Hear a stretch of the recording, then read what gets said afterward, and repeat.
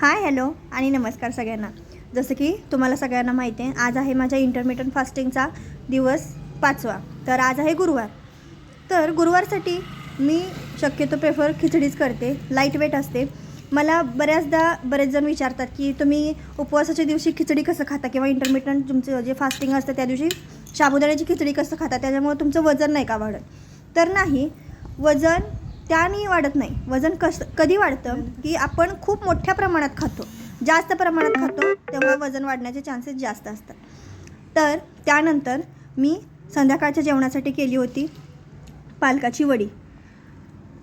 पीठ व्यवस्थितपणे घालून त्यात पालक धुवून चिरून घालून मी व्यवस्थित सुंदर अशा वड्या तयार केल्या होत्या. तर तुम्हाला ही जर रेसिपी पाहिजेल असेल पालकांच्या वड्यांची तर मला नक्की कमेंट करा, मी रेसिपी नक्की शेअर करेन. त्यानंतर माझा दिवस संपतो एक ब्लॅक कॉफीनं किंवा ग्रीन टी, नाहीतर ह्या दोन्हीपैकी जर काहीच जर मी घेतलं नाही तर गरम पाणी घेते आणि माझा दिवस एंड होतो. तर मी ह्या वड्यांच्यासोबत घेतली होती एक भाकरी, ज्वारीची भाकरी होती.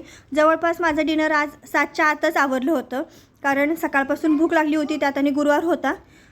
साबुदाण्याच्या खिचडीवरतीच पूर्ण दिवस होता, प्लस मध्ये थोडंफार ग्रीन टी ब्लॅक कॉफी झाली.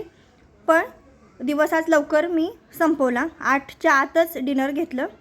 तर तुम्हाला माझे हे व्लॉग्स कसे वाटतात मला नक्की सांगा.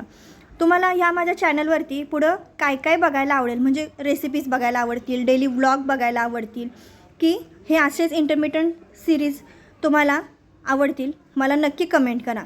माझ्या चॅनलला नक्की सबस्क्राईब करा. थँक्यू.